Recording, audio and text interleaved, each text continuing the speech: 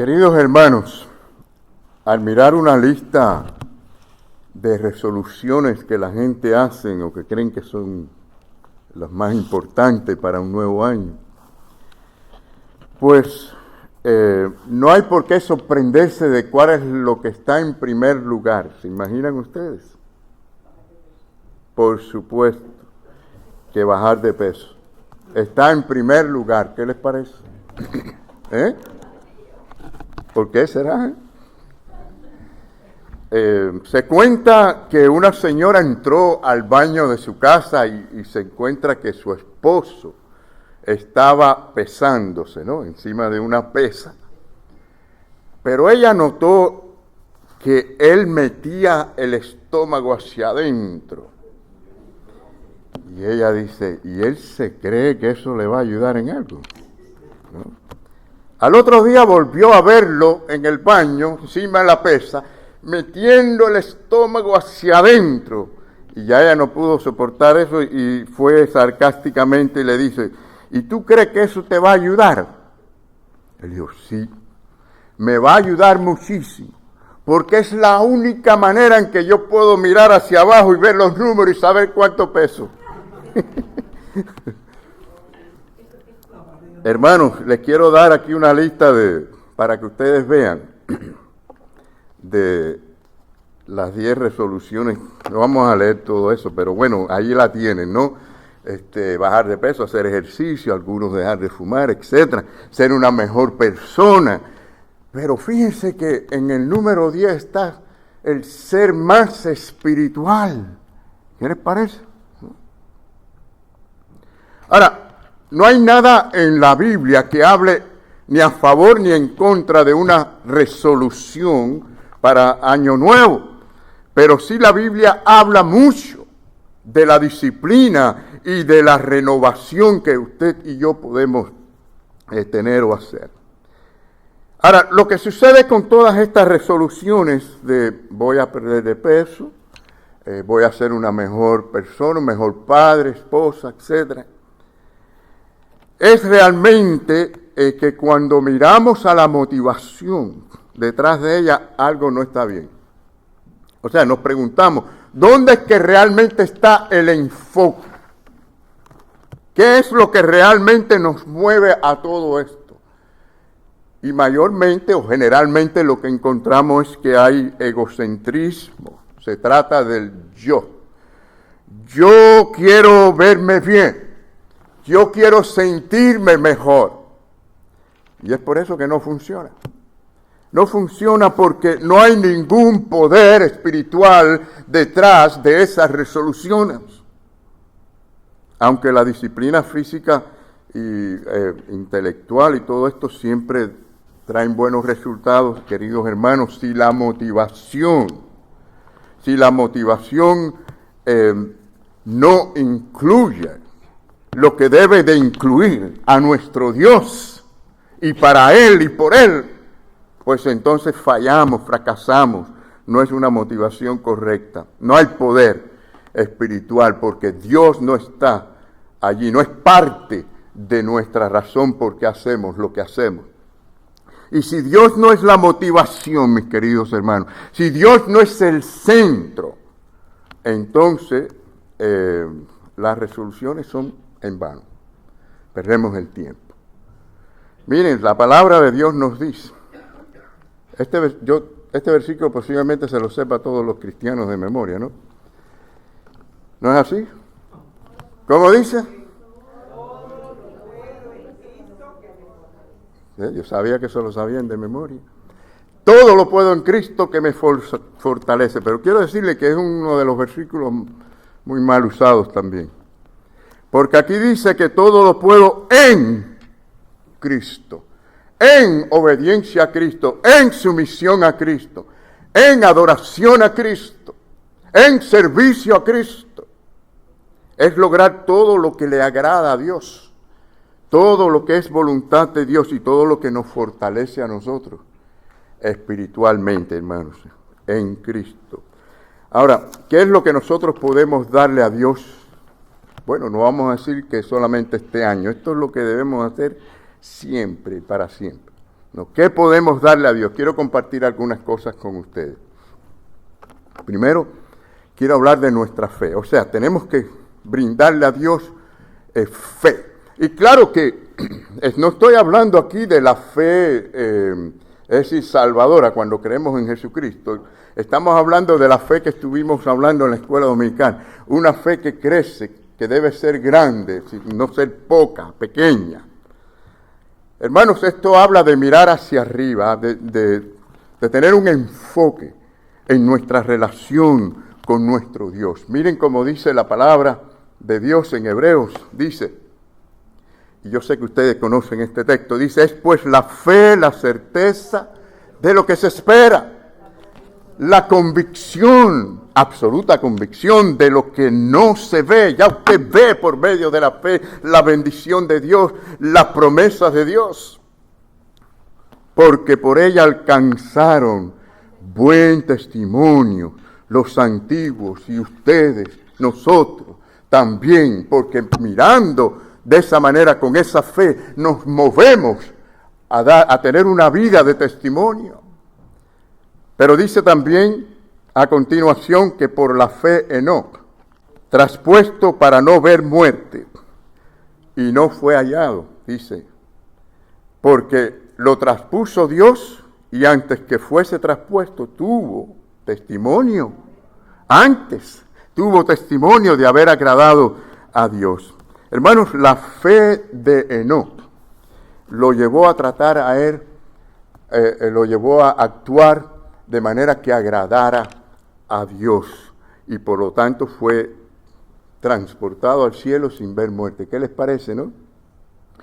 Es decir, por medio de la obediencia, porque agradar a Dios es equivalente la palabra agradar que decir obedecer a Dios. No podemos agradar a Dios sin obedecerle. Y es la fe la que nos lleva a esto. O sea, es sinónimo estas dos palabras. Tal fue su acercamiento a Dios, tal fue el ejercicio que él hizo de caminar con Dios, el mejor ejercicio que podemos hacer, que Dios se lo llevó. Directamente no vio muerte. Y hermanos, esto era cada día caminando con Dios, ¿no? Ahora, el versículo 6 establece el principio que estamos desarrollando, ¿no? Dice que sin fe es imposible agradar a Dios. El versículo 6, que ya estuvimos diciendo, dice que sin fe es imposible agradar al Señor. Solamente agradamos a Dios por una fe activa, una fe que se mueve en obediencia, en sumisión a Dios. Pero también, podemos decir, si es sinónimo la palabra, pues podemos decir, sin fe ninguna persona puede obedecer a Dios. Es más, obedecer a Dios, tener fe en Dios, es querer adorarle a Él en espíritu y en verdad. Nadie puede hacer esto sino por medio de esta fe de la cual estamos hablando. Por medio de una fe activa es que nosotros podemos agradar al Señor. Hay básicamente dos maneras que Dios usa, cosas que Dios usa para que nosotros podamos crecer, aumentar nuestra fe. La primera, yo sé que a todos nos va a gustar, pero la segunda, mucha gente no lo quiere ni oír. Dios utiliza la palabra de Dios, pero también utiliza las pruebas. ¿Quién quiere las pruebas? No queremos las pruebas. Te las regalamos a cualquiera, ¿verdad? No las queremos. Pero Dios las usa para nuestro bien. La palabra de Dios nos ayuda, dijimos primeramente la palabra del Señor, ¿no? Nos ayuda a crecer en la fe. Y noten que dice así las Escrituras, que la fe es por el oír. ¿Y el oír de qué? No es oír cualquier cosa, es oír de la palabra de Dios, es el oír por la palabra de Dios. En otras palabras, la fe en Dios es una fijación, una concentración en la palabra de Dios, porque es fe en la palabra de Dios. Usted no puede decir que tiene fe en Dios y no tener fe en la palabra de Dios. Es más, no existe fe en Dios sin fe en la palabra de Dios. Hay mucha gente que dice que tienen fe en Dios, pero no es más que un sentimiento lindo que tienen. Pero esto no es fe. La verdadera fe se basa en el conocimiento de Dios. Y claro, crece a medida que crece también ese conocimiento, mis queridos hermanos. Miren, la palabra del Señor dice a través de Santiago, porque hay que saber oír. Para tener esta fe hay que saber oír, ¿no? Como dice, pronto para oír. Cuando yo veo la palabra pronto, ¿qué significa esto para usted? Si alguien le dice, oye, venga pronto. Hay un sentido de urgencia. Hay un sentido de que es importante, de importancia. Tenemos que ponerle interés. Pronto. Pero también dice tardo para hablar. A nosotros nos cuesta trabajo esto, ¿no? Hablamos a veces más y oímos menos. Tardos para airarse, porque la ira del hombre, en la ira del hombre, o porque la ira del hombre no obra la justicia de Dios. ¿Saben? La palabra ira en la Biblia se conecta con el orgullo. Y la verdadera fe en la palabra de Dios nos ayuda a este problema. Porque aquí preguntamos, ¿dónde está el desbalance aquí emocional? Bueno, está en la palabra ira. Afecta las emociones, ¿no? Encontramos aquí que tenemos que tener un balance. El balance perfecto es saber oír la palabra de Dios, responder a la palabra del Señor. Hermanos, Dios nos dio a nosotros 2 oídos y una sola boca. ¿Qué les parece? ¿Se imaginan ustedes si Dios nos hubiera dado 2 bocas y un oído? ¿Qué problema es ese? No. Una vez en una reunión familiar, una persona anglosajona, ¿no? Americana, pues entró y se quedó sorprendido. Y me dice, aquí todo el mundo habla y nadie oye. Y yo le dije, es que nosotros los hispanos, latinos, estamos acostumbrados a eso. Podemos hablar todo el mundo a la misma vez y oímos y sabemos qué está diciendo y respondemos al otro. Pero no, el Señor nos dio 2 oídos para que escuchemos, sepamos oír. Si no oímos bien, no podemos saber ni lo que hablamos, hermanos. Yo les garantizo a ustedes que muchas cosas van a tratar de robarnos el tiempo para que nosotros no escuchemos a Dios. Y tenemos a veces que apagar todas las bullas que tenemos alrededor para poder oír a Dios, aunque sean actividades buenas, aunque sean ambiente bueno, pero a veces tenemos que callar todas las cosas para escuchar a Dios. El oído es una parte muy importante para nuestro cuerpo, pero también para nuestra mente y para nuestra alma. Tenemos que oír la palabra del Señor. Qué bonito que este año, digamos, esta va a ser la meta, una gran meta para mí, oír más al Señor. ¿Cuánto queremos oír más a Dios en este año? Amén. Esto es maravilloso. Se repite, hermanos, frecuentemente en las Escrituras este tipo de llamado. Por ejemplo, el que tiene oído para oír, oiga. Muchos tienen oídos y parece que oyen en un sentido intelectual, en la mente, están oyendo, pero no están oyendo a Dios realmente con el alma. Ya dijimos de la palabra de Dios, ¿verdad? Para que nos tengamos crecimiento. Queremos también decir algo sobre las pruebas. Las pruebas también nos preparan, nos refinan nuestra fe. Pedro, obviamente, el apóstol Pedro tenía como objetivo animar a la iglesia y nos anima a nosotros hoy leyendo esta palabra inspirada por Dios, ¿verdad? De que Dios tiene reservado para nosotros un futuro de grandes bendiciones. ¿Cuántos lo creemos? Dios tiene bendiciones para nosotros. Claro, no todas ellas las vamos a ver en el mundo terrenal, pero va a ser de manera perfecta y completa algún día, cuando se cumpla esa etapa final de la salvación al estar con Cristo eternamente. Y esto debe motivarnos a nosotros, hermanos, a pasar por cualquier prueba con nuestra mirada, con nuestra fe en nuestro Señor Jesucristo. Sí, vamos a experimentar aflicciones. La palabra del Señor lo dice. Dice así, afligidos en diversas pruebas. Y dice diversas, diferentes tipos de pruebas, ¿no? Pero también dice a continuación, para que sometida a prueba vuestra fe, mucho más preciosa que el oro, el cual aunque perecedero se prueba. ¿Con qué se prueba? Con fuego. Estas cosas no se hablan mucho hoy en día. La gente no quiere hablar de vas a tener pruebas, vas a tener dificultades. Pero nos engañaríamos a nosotros mismos si dijéramos vamos a vivir sin ningún problema este año de ningún tipo. Van a venir pruebas y posiblemente más que nunca. Pero el Señor va a sacar algo bueno, siempre bueno. Dice, sea hallada en alabanza, gloria y honra cuando sea manifestado Cristo. Es decir, en ese día, en ese gran día, se va a ver la maravilla, el brillo de esa prueba, o de lo que produjo esa prueba que nosotros tuvimos que pasar. Y dice también la palabra del Señor, a quien amáis sin haberle visto, en quien creyendo, aunque ahora no lo veáis, os alegráis con gozo en el Señor.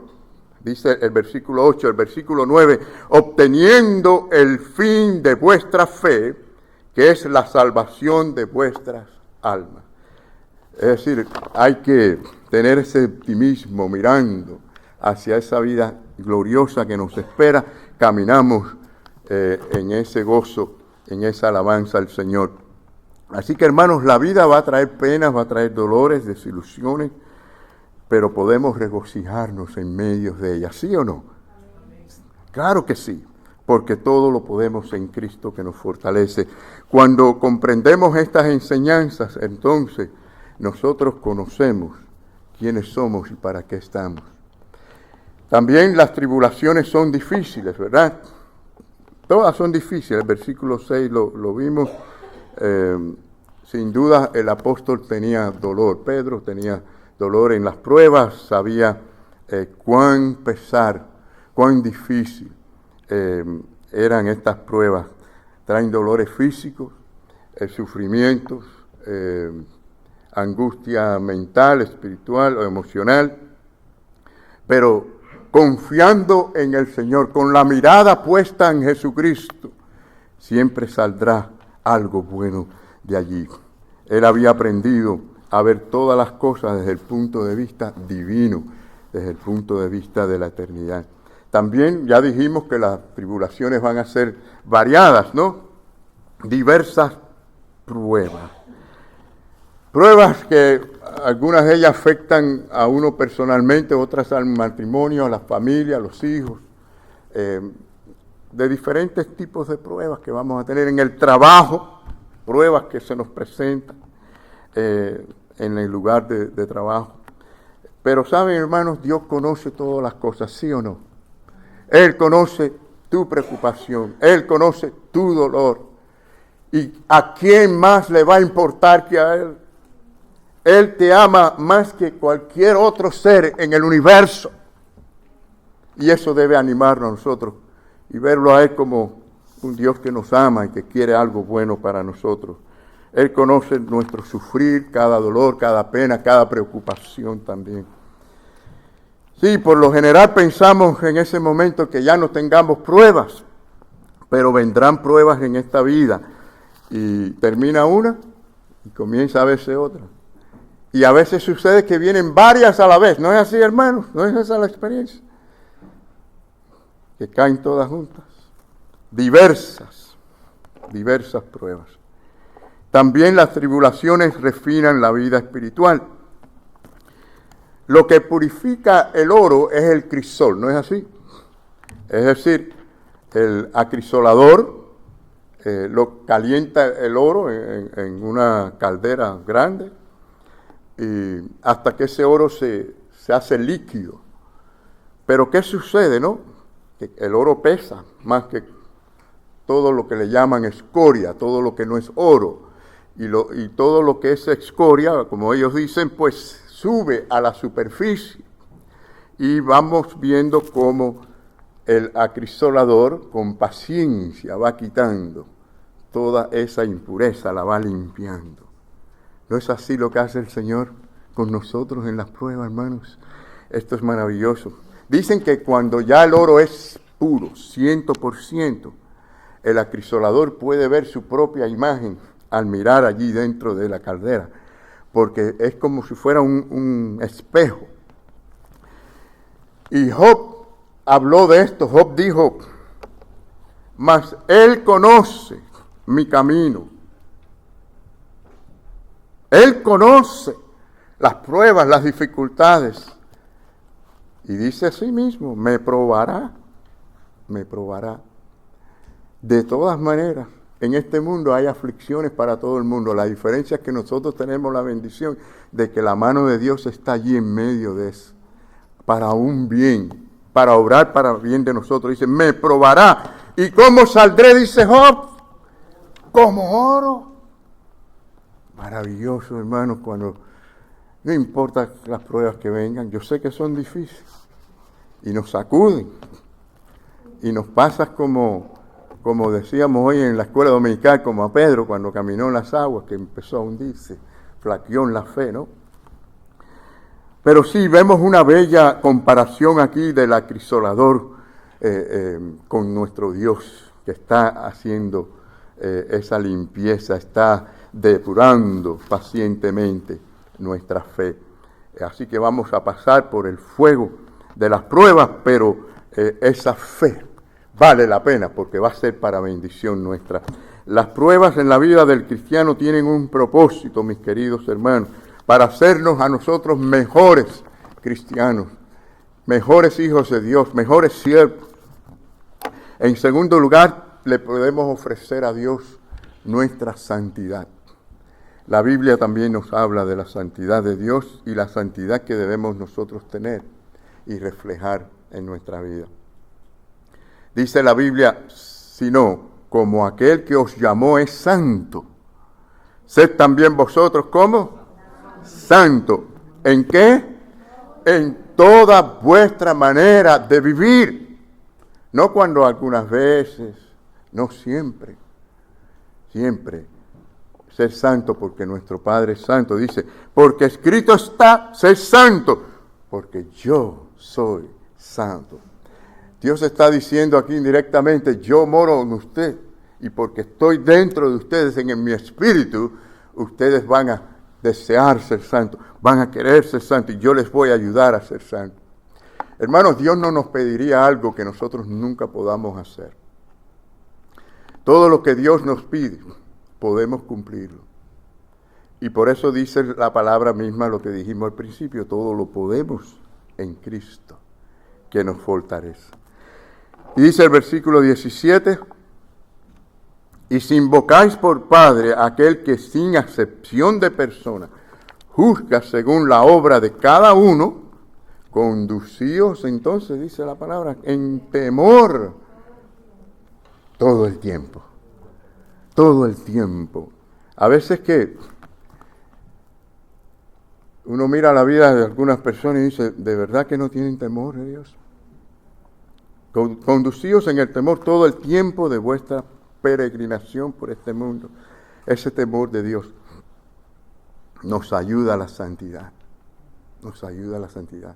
Porque estamos conscientes de su presencia. Estamos conscientes de que a Dios le interesa todos los asuntos.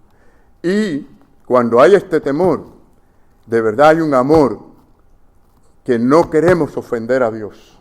No queremos desobedecerle porque Él es nuestro Padre, le amamos. Este tipo de temor no está separado del amor hacia Dios. Es un temor de amor hacia Dios. Hermanos, ser santo. ¿Saben por qué o para qué? para no volver a vivir como antes, nos enseña la palabra del Señor. Sí, hay dos posibles estilos: el cristiano más consagrado al Señor y aquellos que decimos viven en la carne hasta cierto punto, ¿no? Pueden ser cristianos que no estén obedeciendo al Señor y siguiendo al Señor como debieran. Y lo que sucede es que cuando se carece de santidad, pues nos parecemos más al hombre carnal, al hombre sin Cristo. Así que enfoquémonos en esa santidad de Dios, deseémosla en el corazón. La vida carnal es gobernada en estas personas por los deseos que tenían antes. Por eso la palabra del Señor nos dice que no volvamos a estos deseos. No os conforméis a ¿cuáles deseos? A los de antes. No os conforméis. Si todo esto fuera automático, las Escrituras no nos estuviera exhortando constantemente de estas cosas, hermanos. Se requiere nuestra voluntad también, se requiere nuestro compromiso con el Señor. Miren, la santidad transforma todo nuestro ser, todo el aspecto de nuestro ser. Sed también vosotros santos en toda vuestra manera de vivir, dice la palabra del Señor. En el versículo 14, el verbo que dice no os conforméis, se refiere a no permitir que seamos moldeados por el mundo, por las influencias del mundo. Versículo 14 habla también de que no seamos moldeados por la inmoralidad del mundo, por la ignorancia del mundo, por la vanidad del mundo. Estas son las cosas que vemos en el mundo, que abundan en el mundo, realmente. Sed santos porque yo soy santo. Ser santo también para imitar a Dios. Esto es el deseo también natural de un cristiano, querer imitar a su Padre Celestial. ¿Qué significa para ti ser santo? Ser santo significa ser diferentes, ser separados para honrar a Dios, para obedecer al Señor, para hacer la voluntad del Señor. Separado de lo impuro. Significa ser devoto a Dios. Él es nuestro Padre y es santo, y por lo tanto hemos de ser imitadores de nuestro Señor. ¿Cuántos queremos ser santos? Más santos este año y siempre. Amén, gloria al Señor. Queremos ser mejores oidores para tener mayor fe. Queremos tener más santidad para delante del Señor. Y el Señor lo que quiere, hermanos, con todo esto, es hacernos a nosotros a la imagen de su Hijo Jesucristo. Lo podemos ver en las Escrituras, por ejemplo, en Romanos 8, en 2 de Corintios capítulo 3. El Señor quiere formarnos a nosotros a la imagen de su Hijo Jesucristo. Dice la palabra del Señor que esto se hará por completo. Dice en Primera de Juan, nos dice, cuando Él se manifieste, dice, seremos semejantes ¿a quién? Al Señor, porque le veremos tal como Él es. Es decir, ese será el momento en que tendremos la absoluta santidad en nosotros. Y eso es lo que el Señor quiere lograr, ¿no? Pero en lo que vamos en ese proceso de Dios que Él nos va santificando a nosotros. Ser santos también para reconocer que Él es nuestro Padre, pero también es nuestro juez. Es muy importante estos dos factores, ¿no? Ver a Dios como nuestro Padre. Esto estimula nuestra comunión, nuestra confianza en Dios, porque es nuestro Padre. Podemos ir a la presencia de Dios en cualquier momento, no le molestamos. Somos sus hijos y tenemos sus recursos. Pero también debemos de mirar a Dios según la palabra como juez, porque esto estimula la obediencia y el respeto a nuestro Señor. Muy importante esto. Claro, debemos de evitar ver a Dios como ese juez que está allí para castigar a todo el cristiano que comete un error. Su intención no es esta, su intención es limpiarnos, purificarnos, darnos crecimiento, bendecirnos. Hemos de confiar en ese amor de Dios cuando Él obra en nosotros en las pruebas y demás. Pero a la vez, Él exige obediencia y evalúa nuestras acciones, todas ellas. Y Él aplica las medidas que Él necesita aplicar para encaminarnos. El padre que ama al hijo, ¿qué dice la palabra que hace? Lo corrige, ¿no? El padre que no corrige al hijo es porque no lo ama. Yo he oído de gente que le dan, o he visto de padres que le dan todos los gustos a los hijos, nunca los disciplinan. Ese no es el verdadero amor, ¿no? Ese no es el verdadero amor. El padre que ama a su hijo, se preocupa por su hijo, quiere lo mejor para su hijo, quiere que él sea una persona de bien, con un carácter refinado, pues tiene que disciplinarlo, no hay de otra manera de hacerlo. Y cuando Dios hace esto es con amor. Y qué bueno que la mano de Dios está siempre allí para arreglarnos. Que no sea el mundo, que no sea otra gente, como le pasó a David. Le dijo a Dios, que seas tú quien me juzgue y me discipline, y no los enemigos, el ejército enemigo. Y así hizo Dios, así mismo hizo Dios. Ahora, hermanos, cuando dice aquí de que seremos juzgados también los cristianos, déjenme decirle que el juicio a los cristianos no va a ser para condenación. También la Biblia habla de esto, ¿no? Porque si ustedes van ahí a Romanos 14, a 2 de Corintios 5, por todas nuestras obras, sean buenas, sean malas, pero se refiere aquí no a condenación, porque Cristo pagó por nuestros pecados en la cruz del Calvario. Se refiere a la recompensa. El Señor va a juzgar para recompensar, para bendecirnos y darnos las cosas que Él tiene preparadas para nosotros. Y es importante también que miremos esto. O sea, no queremos la recompensa del mundo. ¿Cuál es la que queremos? La que Dios nos va a dar, la que Él quiere darnos a nosotros. Esa es la que es buena. Esa es la que nos conviene a nosotros. Bueno, el versículo 17 asevera que Dios no tiene favoritos.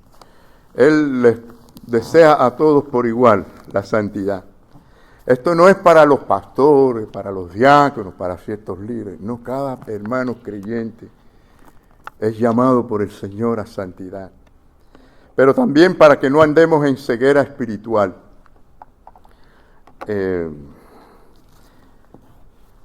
La vida del cristiano es aquella que siempre huye de la corrupción, le huye al pecado, a las cosas de vanidad de este mundo. Ahora, ¿dónde está el problema? El problema que estamos viendo en este punto es la miopía espiritual. Si tenemos miopía espiritual, tendremos problema con esto. Dice la palabra del Señor, pero el que no tiene estas cosas, ¿qué es lo que tiene? La vista muy corta, ¿no? No puede ver bien, es ciego, habiendo olvidado la purificación de la cual hemos estado hablando, de sus antiguos pecados. Así que no hay en ellos un caminar, digamos, de adoración a Dios. No hay un caminar de fe como la que tuvo Enoc. Al contrario, esta gente tiene una relación con Dios, vamos a decir, como impersonal. No es muy personal con Dios. Hay una falta de discernimiento espiritual en estas personas. Ahora quiero hablarles de 3 tipos de cegueras que hay. La ceguera de identidad.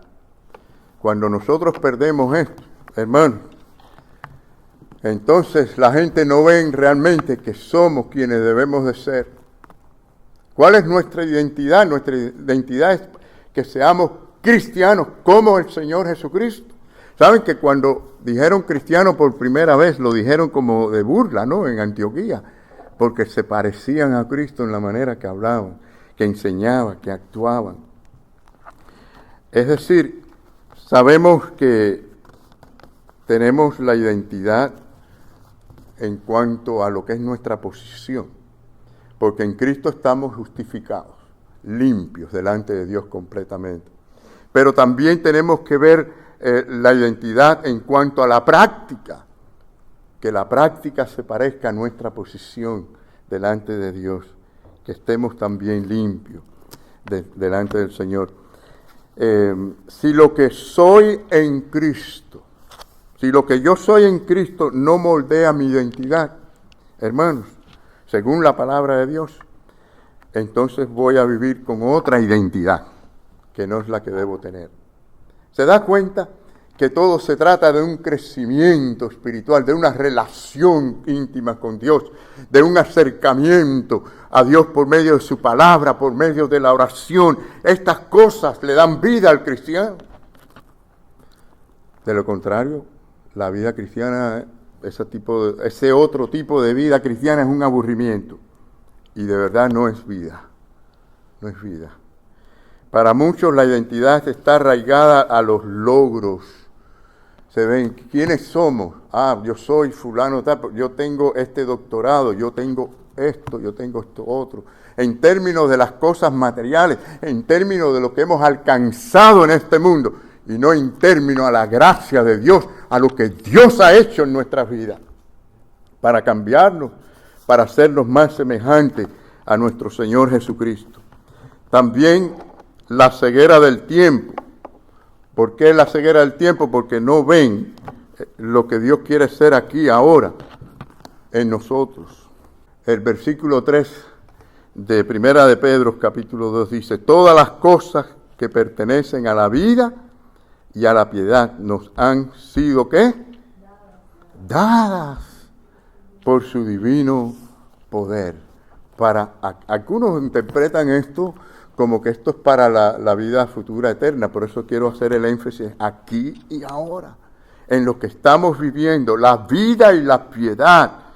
Esta segunda palabra, piedad, es igual a santidad. Es para la primera, que es la vida.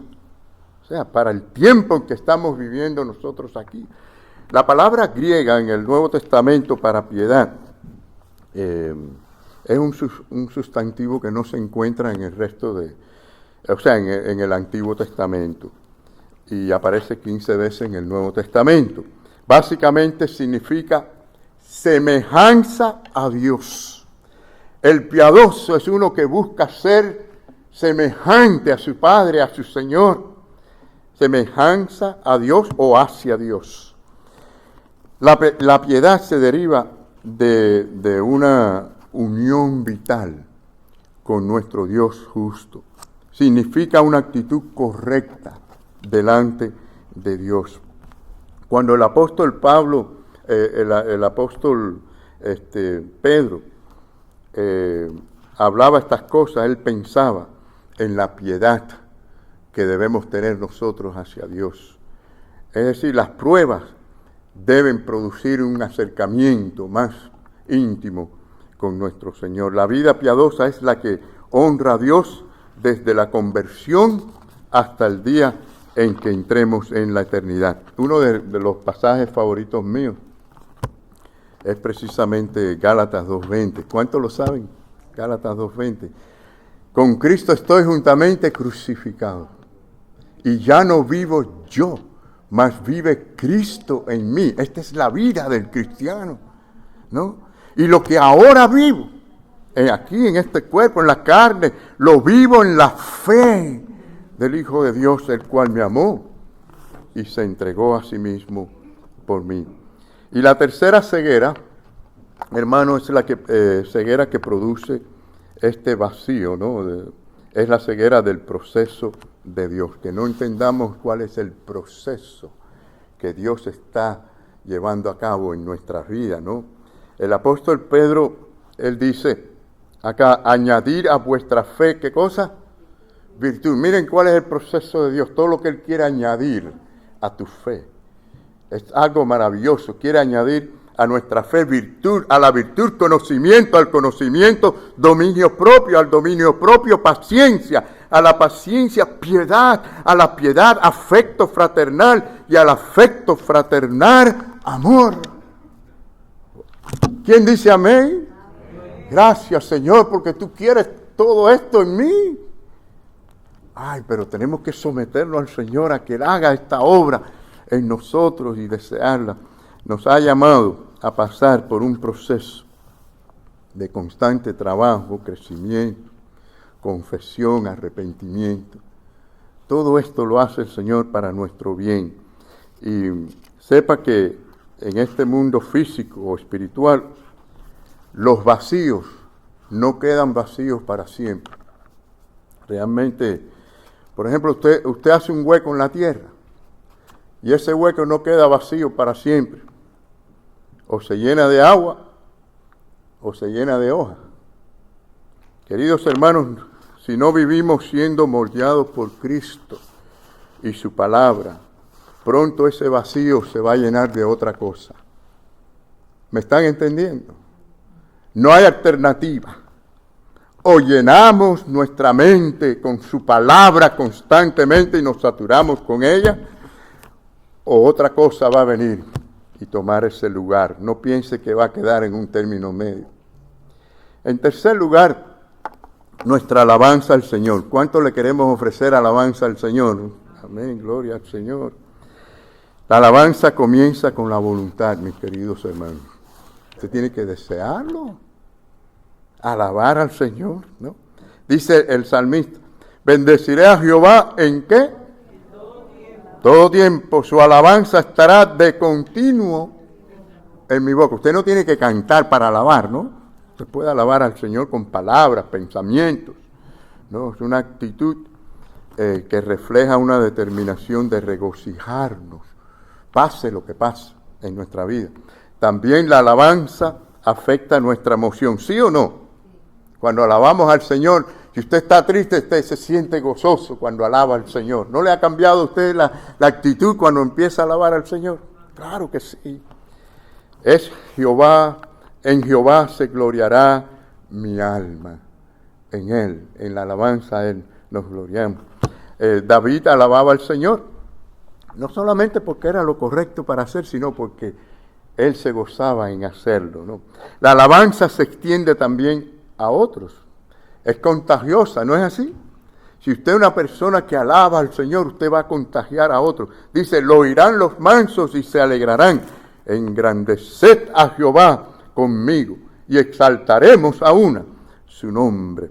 Es decir, que David sabía que la alabanza pues contagiaba y guiaba a otros a también la alabanza al Señor. Y esta porción ahí de ese capítulo de David termina hablando de la victoria o la conclusión del triunfo final, ¿verdad? Porque dice el versículo 22 de ese salmo, Jehová redime el alma de sus siervos y no serán condenados cuantos en Él confíen. Y finalmente queremos también darle al Señor nuestro servicio. De nuevo pregunto, ¿cuántos queremos servir más al Señor en este año? Gloria al Señor, servirle al Señor. Primera de Pedro 4:10 dice, cada uno según ha recibido, ministrelo a otros como buenos administradores de la multiforme gracia de Dios. Así que el Señor nos llama también a servirle con dones, con talentos, con habilidades. Y por supuesto que hay 3 categorías básicas, con eso terminamos, pero fíjense, hay habilidades naturales que el Señor nos ha dado, ¿sí o no? ¿Y para quién debemos usarlas? Para la gloria del Señor. Hay habilidades también que hemos adquirido, aprendemos, hay quien puede aprender a tocar un instrumento, aunque también el Señor da los dones musicales. Por ejemplo, el tener una voz privilegiada, esto no es algo que usted puede simplemente aprender a hacer. Usted puede aprender a cantar, pero esa voz privilegiada, ¿quién se la dio? Dios se la dio, Dios se la dio. ¿Y cuánta gente hay en el mundo con buenas voces? Pero cantan ¿para quién? Para ellos, para su beneficio, su gloria, los aplausos del mundo. Y también para tener bienes materiales, pero no para Dios, ¿no? Y el Señor nos llama a que todos lo usemos para Él. También están los dones espirituales. Estas son las habilidades que Dios nos da cuando nosotros nos entregamos al Señor y estamos en los caminos del Señor, el Señor da habilidades para que sirvamos, para que ministremos a otros, para que ayudemos a la iglesia o a otras personas con algún tipo de necesidad. Cualquiera que sea, hermano, prepárase para aprovechar el tiempo y darle todo lo que podamos a nuestro Señor. ¿No se lo merece Él? ¿No se merece el Señor que le demos todo lo que tenemos? ¿Sí o no? ¿Cuántos dicen amén? Amén. ¿Qué tenemos que darle a nuestro Señor? ¿Qué hemos dicho? Nuestra fe, nuestra santidad, nuestra alabanza y nuestro servicio. Que el Señor nos bendiga, hermano.